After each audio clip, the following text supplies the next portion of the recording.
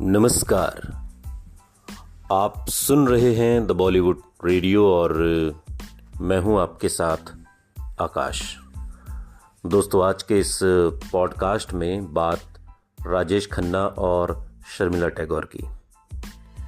दरअसल ये पॉडकास्ट और इसका एक एक शब्द शर्मिला टैगोर का है।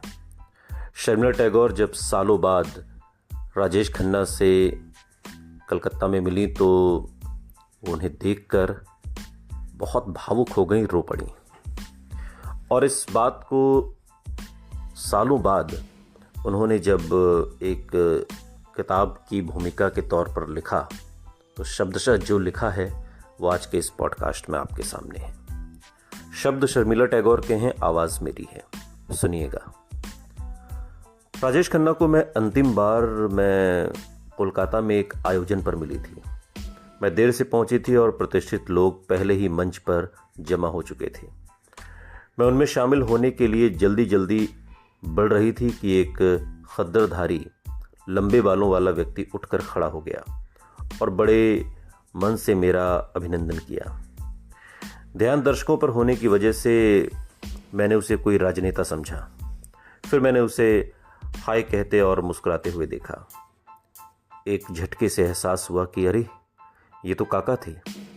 वो बहुत दुर्बल हो गए थे, उनकी आंखों में लेकिन चमक थी और उनकी मुस्कुराहट ने अपना विशेष राजेश खन्ना जादू अभी तक खोया नहीं था। इतने समीप से उनके स्टारडम की साक्षी रह चुकने के बाद उन्हें इतना कमज़ोर देखना बहुत दुखदाई था। मेरी आंखें नम हो गईं और आंसू बह निकले। मैं राजेश खन्ना को पहल आराधना के सेट पर मिली थी। उन्हें तभी यूनाइटेड प्रोड्यूसर्स कंबाइन ने ढूंढा था। शक्ति सामंत भी जिसके सदस्य थे और शक्ति सामंत शम्मी कपूर के साथ एक बड़ी फिल्म बनाने की योजना बना रहे थे, लेकिन शम्मी की डेट्स न मिलने की वजह से उन्होंने अपनी नई खोज और मुझे लेकर एक छोटी फिल्म बनाने की सोची। आराधना एक बहुत बड़ी हिट साबित हुई और राजेश खन्ना ने फिर कभी पीछे मुड़कर नहीं देखा। उन दिनों लोगों में सितारों की जोड़ियों के लिए पागलपन था और शर्मिला टैगोर, राजेश खन्ना उनमें शामिल होने वाली सबसे नई जोड़ी बन गए थे। ये उस समय की पर्दे पर सबसे लोकप्रिय जोड़ी थी और हिंदी सिनेमा में आज तक की सबसे सफल जोड़ी। राजेश खन्ना को मुख्यतः एक रोमानी हीरो के तौर पर याद किया जाता है। राजेश खन्ना के हाव भाव में कुछ अति संवेदनशील और खोया खोयापन सा था, जिसकी वजह से सब औरतों में किसी भी उम्र की हो रक्षा करने की भावना जग उठती। जैसा एक मित्र कहा करते थे, वो बूढ़ों को युवा महसूस करवाते थे और युवाओं को मतवाले। मुझे याद है कि जिस स्टूडियो में भी हम सब काम करते, उसके बाहर 9 से 90 साल तक की महिलाएं की एक लंबी कतार हुआ करती थी। मतलब उस कतार में 9 साल से लेकर 90 साल की महिलाएं हुआ करती थी जो राजेश खन्ना की फैन थी। कुछ उनकी गाड़ी पर फूलमाला चढ़ाती, कुछ उनके चित्र से शादी कर लेती और उन्हें खून से लिखे खत भेजती। इन सब की मैं गवाह रही हूं। ऐसा अनुवाद मैंने पहले कभी नहीं देखा था। फिल्म सफर और आनंद जैसी फिल्मों में वो अपनी रोमानी छवि से आगे निकल गए। बेरहम किस्मत के खिलाफ हंसते हंसते और साहस के साथ लड़ने वाले एक व्यक्ति के रूप में उनकी दिल छू लेने वाली अदाकारी की गिनती हमेशा उत्तम अभिनय में होगी। हालांकि भारत में और हिंदी सिनेमा में राजेश खन्ना से बेहतर अभिनेता हुए हैं, फिर भी ये भूमिकाएं विशेष उनके लिए लिखी गई प्रतीत होती हैं और ऐसा लगता है कि जैसे इन्हें राजेश खन्ना से बेहतर तो कोई निभा ही नहीं सकता था।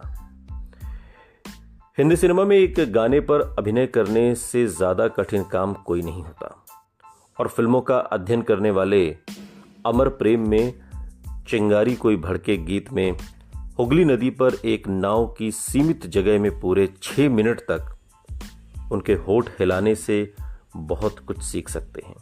कितनी सादगी है उनमें और कितने प्रभावशाली ढंग से वो मन की उथल पुथल और अपनी स्थिति की विसंगतियों को व्यक्त करते हैं। उनमें शायद वो विशेषताएं नहीं थीं जिन्हें प्रायः एक हीरो के साथ जोड़ा जाता है। जो उनके पास था वो थी एक जीत लेने वाली मुस्कुराहट, युवा जोश, अभिनय की सहज समझ और सधा हुआ स्वर जिसका उन्होंने पूरा इस्तेमाल किया।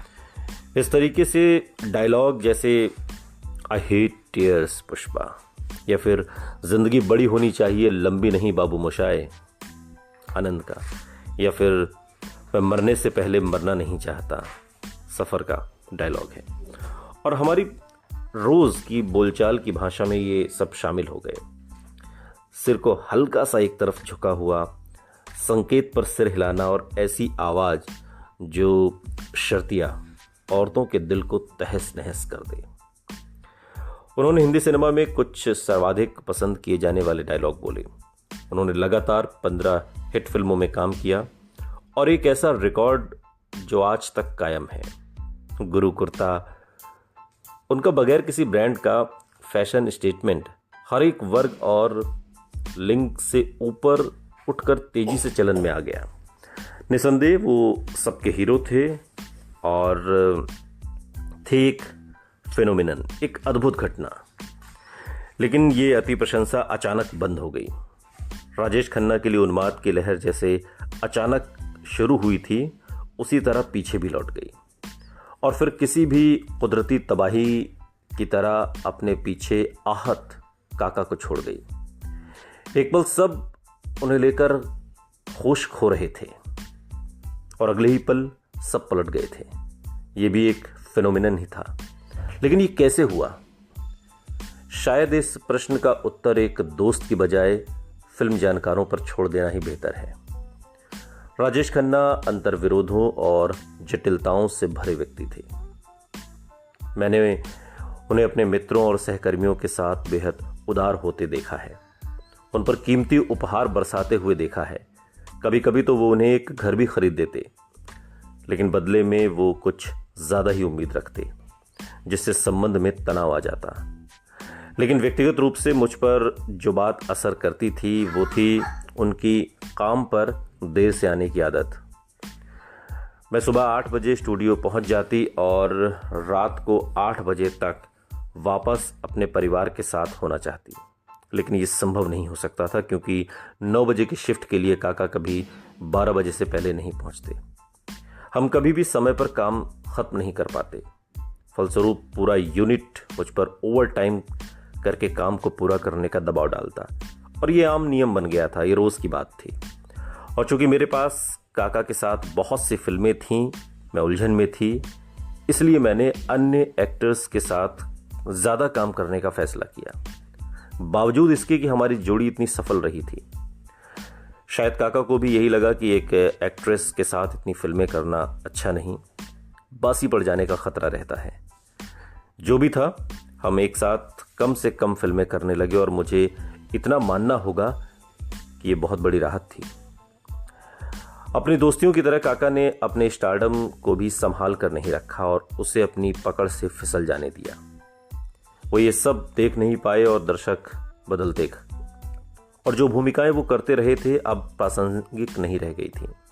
समय के साथ चलने के लिए काका अपने में नयापन या तो ला नहीं पाए या लाए नहीं, यहाँ तक कि वो अपना ही कैरिकेचर बनकर रह गए और लोग उनका मजाक उड़ाने लगे। बाद के दिनों में मुझे प्रसन्नता है कि अंततः राजेश खन्ना पर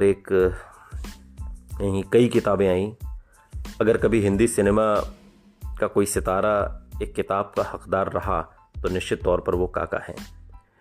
ये जीवन की विसंगतियों में से एक है कि जहां काका के समकालीन विशेषकर अमिताभ बच्चन अधिक से अधिक शक्तिशाली होते गए, वहीं काका महत्वहीन होकर रह गए।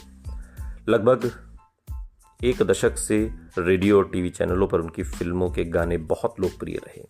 कई दशक खैर, जो उस दौर के संगीत में पनप रहे हैं। जो भी है, इन गीतों को फिर से पाना जहां नई पीढ़ी को आर.डी. बर्मन और किशोर कुमार से अवगत करा रहा है, वहीं काका को लेकर ऐसा करने में असफल रहा है।